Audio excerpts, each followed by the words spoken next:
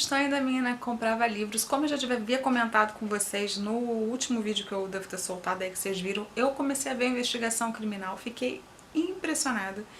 E comecei a ver, a maratonar. Então essa primeira temporada eu vou juntar alguns episódios, que nem eu vou fazer agora, que eu vou falar de 2 crimes, o da Suzanne Richthofen, que eu até já falei em vídeo sobre o livro, mas não falei sobre nenhum documentário, enfim, como esse seriado é um episódio, o episódio 2. E vou falar também sobre o episódio 3, que é da Mercy. Então eu fiz algumas anotações aqui para não esquecer. Esse Investigação Criminal, ele é muito, muito, muito bacana, porque ele realmente não é como um vídeo que você assiste no YouTube de reportagens da época e tal. Eles não são visões, na verdade, de jornalistas. Não que isso seja uma coisa ruim, claro que não é, tanto que eu tô sempre lendo, eu sou jornalista. Mas é uma visão do... é um interrogatório, na verdade, que a gente tem, entrevistas, né? Com os peritos, com os legistas, então assim, com os delegados. Então isso é muito bacana de ouvir. A gente fica assim, né, surpreso com a maldade das pessoas. Então a gente vai, né, ter aí mais uma vez a Suzanne Richthofen, o caso, né, da morte dos pais dela. Vai ter direção da Daniela Albuquerque e cada episódio ele tem em torno de 40 a 42 minutos. Aí quem fala nesse tem a doutora Cíntia Catanduva, que era a delegada, o doutor Ricardo Salada, que foi o perito criminal da época, e o doutor Guido Palomba, que é um psiquiatra forense. Os depoimentos deles são extremamente importantes porque mostram pra gente o que foi analisado no crime, como eles chegaram até ela, né? A gente sabe que a gente lê, vê filme e tal, tá um filme aí pra estrear do Montes da Casoy, mas até onde aquilo foi levado à polícia, até onde são matérias e cada um disse uma coisa, então isso é muito interessante de se assistir. Ao mesmo tempo a gente vê ali, né, a delegada, a Cíntia, ela explicando como é que foi conhecer a Suzane, como foi o jeito que a Suzane falou, tipo, naquela hora que ela entra na casa após o assassinato e ela diz: olha, aqui é o local do crime, como se fosse uma guia turística. Pra quem não tá lembrando da história, eu acho difícil vocês não lembrarem, até que acompanha o canal porque eu falei recentemente, vou deixar o card aqui em cima para vocês verem, mas resumidamente a Suzanne Richthofen armou, junto com o seu namorado na época, Daniel Cravinhos, e com o irmão dele, o Christian, que era o cunhado dela, um pouco mais velho, a morte dos pais, Manfred e Marísia. O pai era um engenheiro, a mãe era uma psiquiatra, ela tinha um irmão que era o Andréas, que tinha uns 2 a 3 anos para ela de diferença. A moça na época tinha 18 para 19 anos, e ela fez com que o namorado, né, e o cunhado, na verdade ela permitiu, que eles entrassem com um material que ele até explica, né, que é feito do aeromodelismo e tal, que o Daniel, ele era professor disso, foi assim que eles se conheceram. Ele prepara aquele material para bater, então, no sogro, e quem bateu na sogra foi o irmão dele. Então, nesse episódio, a gente vai ver várias cenas mesmo tiradas pela Polícia Civil, imagens de dentro da casa, de tudo muito arrumado, né, ao redor da casa, assim, dentro da casa, mas extremamente bagunçado nos locais onde eles agiram, que foi no quarto. Então, assim, para dar pista de que, não dá bandeira de que era uma pessoa conhecida, eles acabaram fazendo, né, coisas leigas para quem é perito mesmo. Foi muito fácil descobrir que foi a questão dela saber, por exemplo, a mala, quanto tinha dentro da mala, que tinha sido levado sem ela ter encostado antes, porque, claro, porque ela viu. Primeiro eles tinham aberto o segredo, né, a gente sabe disso da história, não contada nesse, mas do livro que eu acabei de ler, e aí depois eles rasgaram, né, com uma tesoura, com uma faca, como foram dadas pauladas. Então, assim, esse é bem minucioso também, né, nas fotos, né, aparece nublado, né, assim, desfocado o rosto deles e tudo, mas a gente vê muitas marcas no pescoço, na cabeça, né, o afundamento de crânio. Então tem cenas bem pesadas. É um episódio muito, muito forte, e ali, então, né, vão ser debatidas várias coisas, inclusive ela mesma vai ser analisada ali pelos textos que estão falando dela. Ter se desfeito da cama, pareceu uma guia turística, que nem eu já falei, o Daniel ter ido com ela direto para um motel depois, eles não sabiam, né, que seriam tão fáceis ser descobertos, ele ter pedido uma nota fiscal no motel, né, o Salada, que é o perito, ele até brinca, ele deve ter sido a nota 001 do motel, porque ninguém pede recibo no motel. a casa tá impecável, as joias espalhadas, a precisão da quantidade, né, também, que se encontrava na mala, que foi o que eu já falei, que era quantos dólares tinha, quantos euros tinha. A Suzane sabia disso por ser filha deles e por ser um dinheiro que ele guardava em casa e que ele avisava para os filhos, então ficou bem na cara isso. A questão dos pais também, uma coisa que é falada nesse episódio que eu não lembro de ter sido falado em nenhum outro lugar e eu acompanho esse crime já há um tempo, é a questão do pai dela e da mãe serem muito rígidos com os filhos. Mas essa delegada, ela aborda que esse ser fechado deles é uma falta também de carinho com os dois. Então ela também acredita que a Suzane encontrou na família do Daniel mais amor, né? Ela não via aquela família dela com amor. Então não era só a família reservada de poucos amigos, era uma família que tinha muitos limites, que tratava seus filhos como máquina de repente. Nada disso justifica o que ela fez, mas é um jeito que eu não tinha visto ainda sendo analisado por pessoas especialistas. Bom, ela ser fria o tempo inteiro, só ser chorada quando foi condenada, isso é falado pelo psiquiatra forense.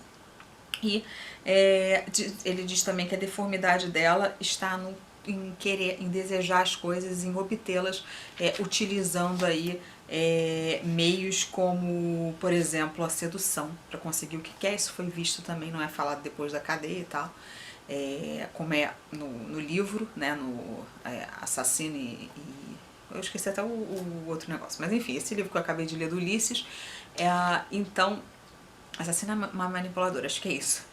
Mas eles são levados, né? Na verdade, na visão das 3 pessoas que conversam, a Suzane realmente é a cabeça disso tudo, né? O Christian seria o mais light e o Daniel teria se envolvido nessa história toda pra ficar com a namorada. Então, assim, ele foi manipulado pela namorada. É isso que mostra pra gente nesse primeiro episódio. Bom,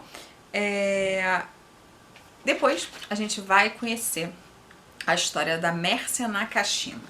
E aí, gente, eu vou ser muito sincera com vocês, eu não lembrava de nada dessa história, eu nem lembrava desse crime. Diferente do da Suzane, diferente do Nardone, diferente do goleiro, tudo isso eu lembrava, vim falar pra vocês já algumas vezes, mas esse eu não lembrava. E aí foi um diferencial porque eu prestei muita atenção e fui pesquisar mais. Nesse também tem um dos principais depoimentos é o do irmão da Mércia, que é o Márcio Nakashima, e tem o delegado, o Dr. Antônio Assunção de Olim, que pra mim foi fantástico, porque ele enfrenta o Misael, que foi quem matou a Mércia. A Mércia era uma advogada de 28 anos e ela teve um relacionamento com esse Misael por 4 anos. E a última vez que ela foi vista pela família foi em 23 de maio de 2010, quando ela disse em Guarulhos, tchau, um almoço, um jantar, acho de família, almoço de família, acho que era almoço, pra avó, pros parentes e tal. Ela saiu dizendo que ia pra casa, o trajeto, ela já teria dado tempo dela chegar, e na verdade ela nunca mais foi vista. Então a família deu parte, começou a procurar, e esse Misael, que era o ex-namorado e ex-sócio dela, apareceu. E desde que ele apareceu, que o delegado começou a desconfiar dele. Primeiro pela prepotência dele, ele foi extremamente arrogante todas as vezes que ele apareceu no local para prestar seu depoimento, dizendo valores do carro que ele tinha, enfim, dizendo, né, meio que querendo mesmo se exibir pro delegado. Também superestimado, falando sempre sobre as mulheres, que ele, enfim, que ele saía com prostituto, umas coisas assim, né, muito nada a ver. O que foi deixando com que as pessoas, e principalmente o delegado, começasse a desconfiar dele. Ele também não sabia que no carro dele tinha um rastreador, o carro que ele usava, então parece que na época foi comprado quando ele ainda era sócio e tal, e ela colocou no seguro com um rastreador. E esse rastreador fez com que a polícia chegasse até as mentiras dele, porque o carro dele então estava em locais que ele dizia que não estava, ele depois mentiu sobre tempo e tal. E aí, sabendo mais sobre a história, tem um ponto aí que eu achei muito interessante de saber, porque os dois foram namorados, assim, é um feminicídio. Ele não aceitava o fim do namoro, o fim do relacionamento, eles ficaram juntos por 4 anos. O Misael foi apresentado para a Mércia, que tinha acabado de se formar na faculdade de Direito, através da Cláudia, que era irmã dela, mais velha, que também era advogada. Até os dois começaram a se relacionar, mas todo mundo dizia que os dois, nesse relacionamento, ele sempre gostou mais dela, ele estava mais envolvido, mais apaixonado do que ela por ele.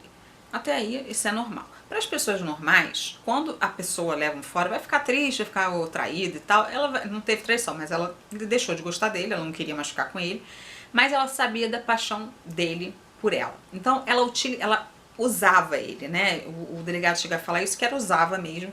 Ela pedia favores pra ele, volta e meia quando tinha algum caso ele passava pra ela, então ele gostava, ela continuava saindo com ele. Eles não eram mais namorados oficiais, mas o delegado também diz que eles tinham um relacionamento, né? Tipo, transavam de vez em quando. O que ela não poderia imaginar é que ele estava premeditando matá-la, já que ele não ia tê-la de volta mesmo como namorada, que era isso que ele queria para casar e tal. Em trocas de e-mails que são feitas, ele é muito apaixonado por ela, muito se humilhando para ela, e ela humilha ele várias vezes. Então, eu acho que isso é um alerta para muitas mulheres, de que muitas das vezes, eu nunca fiz isso, mas eu conheço amigas que fizeram, que a gente acha que não tem nada demais você não ser muito clara com um ex-namorado, com um cara que você tá ficando, de que você não quer aquele relacionamento, de que você não tá na mesma vibe, que não tem problema nenhum de vez em quando vocês saírem. Porque a sua cabeça é ok, a sua cabeça é boa e você tem discernimento de falar, olha, é isso, né, e bola pra frente. Só que para essa pessoa não. O amor e o ódio eles andam lado a lado, né? Os delegados chegam a falar isso. Então nessa questão a pessoa nunca vai achar que tá tudo bem, porque o que ela quer de verdade ela não vai ter. Então já que ela não pode ter você, se a pessoa for um psicopata como esse homem, esse Misael, ela vai achar que tá tudo bem matar você, porque se você não é dela, você não tem que ser de mais ninguém. Esse foi o pensamento, né, desse monstro. E aí, enfim, bom, o que aconteceu nesse caso? O que ele fez com essa moça? Ele premeditou, então assim, ele saiu antes com ela, foi no cinema, guardou nota de tudo pra dizer que eles não estavam tudo bem. Ele tinha 6 telefones celulares, então um deles que ele se comunicou com ela pelas últimas vezes, ele era pré-pago, então tem toda essa questão. E de acordo com o delegado também, cadê? Deixa eu até colocado aqui. Esses 4 anos que eles namoraram, ele, nessas vezes que ela se aproveitava dos favores e tudo, ela jamais imaginou, né, que ele agiria dessa forma. Então o delegado, quando ele fala, olha, esse tempo todo, quando ele acha que ele ainda tinha esperança, quando acaba a esperança ele resolve, né, inclusive seria antes, numa data anterior, ele mataria ela. O que ele opta por fazer? Qual é o crime dele, né, como é que é a história dele, o que ele premedita? Ele vai... ela tá no seu Honda Fit, que é o carro que ela tem e tudo, eles liga pra ela nesse dia desse almoço, era umas 18 horas, ele liga e diz pra encontrar com ela, a gente não sabe exatamente o que ele falou, porque ele nunca assume isso até hoje, então ele pega e vai, aí ela vai até o encontro dele. Nesse encontro, que é numa represa chamada, acho que Nazaré Paulista, ela tá dentro do carro dela e ele atira no queixo dela, ela não morre, e ela é colocada dentro do carro, e aí ele empurra o carro pra dentro dessa represa, né, e ela morre afogada. A Messa morreu, então, né, com 28 anos nessa represa. O carro foi encontrado um mês depois por um pescador. Já estava muitas das partes dela comida pelos peixes e tal, então, assim, uma parte estava conservada por causa da água, mas enfim. E ele nunca assumiu que era ele. Quando descobriram de verdade que ele não tinha mais como se defender pela questão do calçado, que tinha alga, que era dado daquele lugar, os horários que não batia e tudo, ele continuou com a prepotência dele, inclusive tem vídeos que mostram isso dentro do episódio, ele enfrentando o delegado. O delegado até falou, eu poderia dar ordem de prisão por, enfim, por desacato à autoridade, mas eu não faço, porque eu queria era vê-lo atrás das grades. Ele também diz uma frase que pra mim faz todo sentido, que o cara fez tudo isso, mas eu até tinha anotado aqui, ó. Ele pegou, acho que condenado a 20 anos apenas de prisão em março de 2013 e depois a 22 anos por motivo torpe, que foi o fim do namoro. Em 2018, na verdade esse ano ele já entrou com um regime semi-aberto e esse ano está aberto. Então, ou seja, o cara tá livre, levou, sei lá, 6 anos, 7 anos pra ele ficar preso e o delegado fala, eu coloco atrás das grades, né, mas a lei não sou eu que faço.